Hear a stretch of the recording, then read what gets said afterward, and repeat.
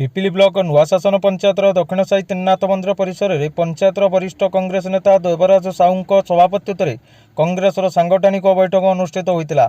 एथिरे राज्य कांग्रेस मुखपात्र निशिकांत मिश्र जोगदेइथिबा बेले पिपिली डेलांग निर्वाचन मंडल कांग्रेस को किपरि क्षमता को आनिबा सह कांग्रेसर किभली भाव में ताहार पुराणा गढ़ को फेरी पाइबो सेही लक्ष्य ताहाकु नेई मानस मंथन होइतिला।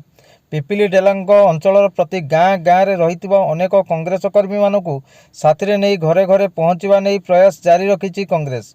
आसंता सप्ताह घर घर बुली हाथ कार्यक्रम आरंभ करा सह कांग्रेस केंद्र एवं राज्य विरोध में लोकमानू जणाइबा सहित आगामी 2024 साधारण निर्वाचन पर दल किपरि निर्वाचन लड़िबो एवं विजयी होब सेतिपई ब्लूप्रिंट प्रस्तुत करा जायछि।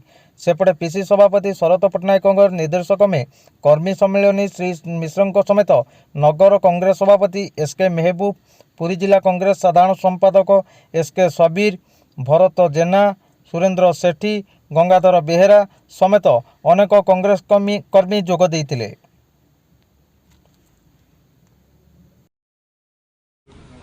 कांग्रेस प्रति लोकंकर विश्वास दिनक दिन बढ़िबार लगी।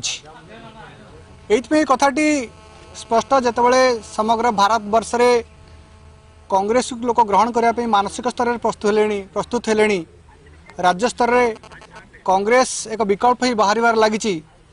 से परिप्रेक्षी में आज पिपिली निर्वाचन मंडली नुआशासन पंचायतर कर्मी सम्मेलन जो भाव में कर्मी मान मध्य उत्साह देखा मिलला।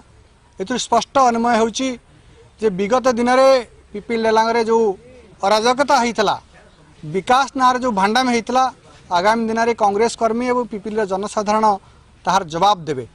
तेणु आज स्वतः प्रदूत भाव में जो भाव में साधारण कांग्रेस कर्मी बुद्धिजीवी ये पंचायत सांगठनिक बैठक में सामिल होती मुझे निकट आभार प्रकट करुच्ची जे कांग्रेस को एवं भी लोक मन रखिंट कांग्रेस सहित जोड़ी होगापी लोकर उद्यम जारी रही।